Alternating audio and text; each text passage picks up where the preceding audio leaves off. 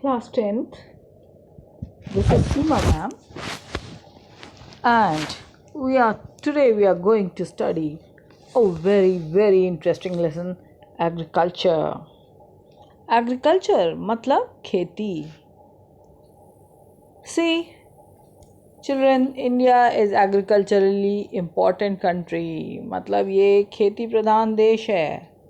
And 2/3 population क्या करती है? हमारी किसानी करती है, खेती करती है पॉपुलेशन हमारी 2/3. एंड एग्रीकल्चर एक प्राइमरी एक्टिविटी है जिससे वह अनाज पैदा होता है जो हम कंज्यूम करते हैं, और बहुत सी ऐसे क्रॉप्स भी उगाए जाते हैं एग्रीकल्चर में जो हमारे रॉ मटीरियल्स के रूप में वेरियस इंडस्ट्रीज़ में जाते हैं. तो the first topic we are going to learn is types of farming. तरह तरह की फार्मिंग होती है हमारे कंट्री में.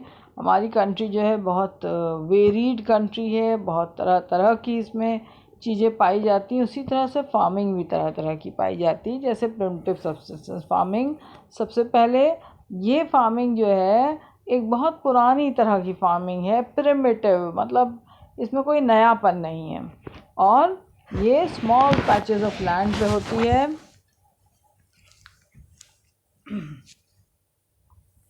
with the help of primitive tools like hoe, dao and digging sticks.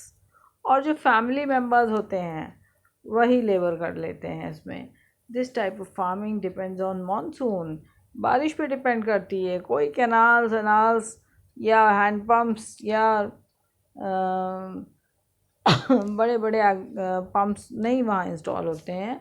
Natural fertility of the soil पे depend करती है, एनवायरमेंटल कंडीशंस पे. तो इसको स्लैश एंड बर्न एग्रीकल्चर भी कहते हैं. फार्मर्स जो है एक पैच ऑफ लैंड को क्लियर करते हैं, उसमें सीरियल्स प्रोड्यूस करते हैं एंड फूड क्रॉप्स, और अपनी फैमिली का भरण पोषण करते हैं. इनको बेचने से कोई मतलब नहीं है. जब फर्टिलिटी सॉइल की डिक्रीज़ हो जाती है, फार्मर्स शिफ्ट कर जाते हैं एक नए फ्रेश पैच ऑफ लैंड पे for cultivation. This type of shifting allows the nature to replenish the fertility of soil.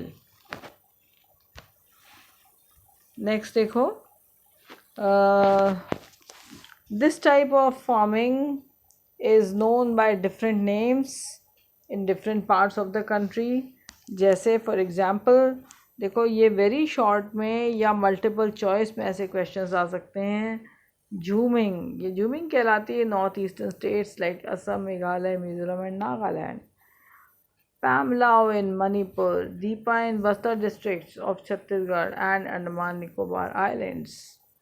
ठीक है. अब ये जो एरिया है, ये जो है India, specially this much India से बाहर है ना, विदेशों में इस टाइप ऑफ जो एग्रीकल्चर होता है स्लैश एंड बर्न एग्रीकल्चर, ये क्या कहलाता है कहाँ कहाँ. ठीक है. Then in the next paragraph यहाँ पे क्या देखोगे कि और स्टेट्स में ये क्या कहलाता है. जैसे फॉर एग्ज़ाम्पल उड़ीसा में क्या कहलाता है? कोमन एंड ब्रिंगा, है ना. मध्य प्रदेश में क्या कहलाता है? बेवर और दहिया इन मध्य प्रदेश. आंध्र प्रदेश में क्या कहलाता है? पोडू या पेंडा. ठीक है. तो you have to learn all this. Then children come to the next page, और इसमें हम देखेंगे एक नई type of farming, intensive subsistence farming. This type of farming is practised in the areas of high population pressure on land.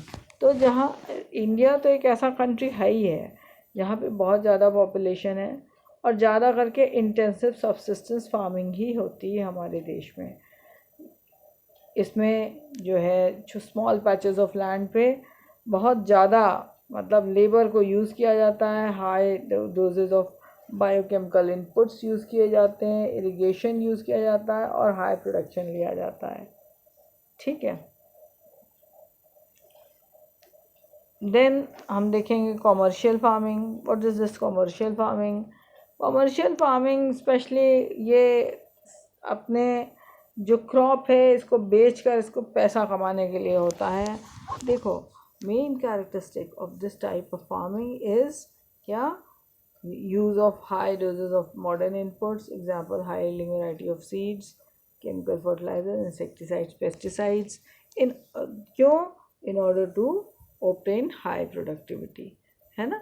तो एक reason से दूसरे रीजन, भारत के एक रीजन से दूसरे रीजन में कॉमर्शलाइजेशन ऑफ एग्रीकल्चर जो है वेरी करता है। For example rice is a commercial crop in Haryana and Punjab, but Orissa में क्या है, ये एक सबसिस्टेंस क्रॉप है, मतलब बस जीने भर के लिए क्रॉप उगाया जाता है।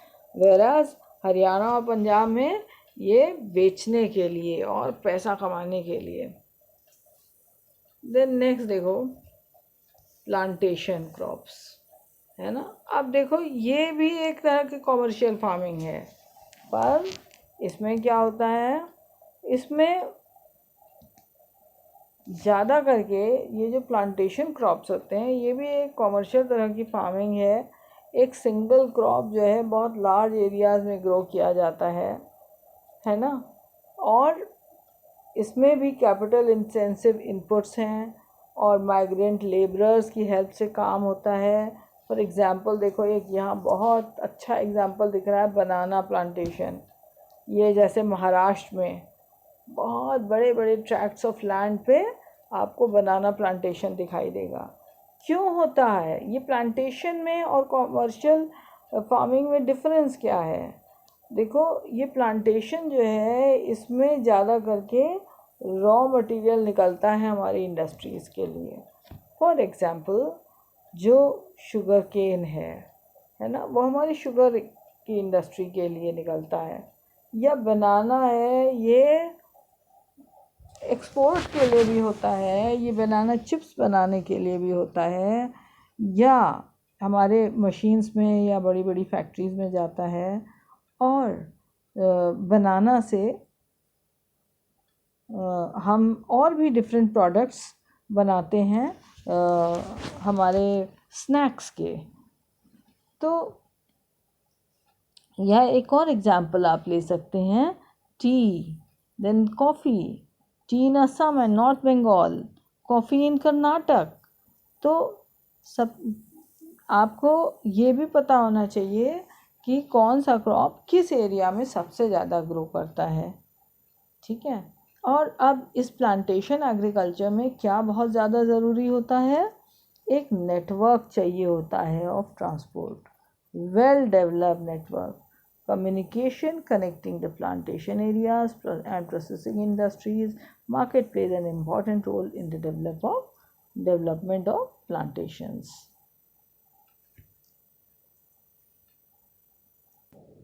Now next we will come to the cropping pattern found in India.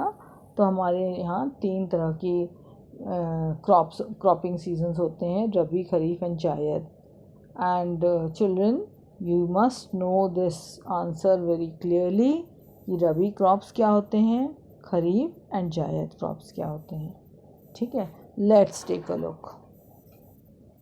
Rabi crops sown in winter from October to December and harvested in summer from April to June, ठीक है। Some of the important rabi crops, wheat, barley, peas, gram, mustard। ये बहुत बड़े बड़े large parts, ये these crops are grown in large parts of India. जैसे कहाँ, जैसे पंजाब, हरियाणा, हिमाचल प्रदेश, जम्मू कश्मीर, उत्तराखंड, उत्तर प्रदेश, ठीक है।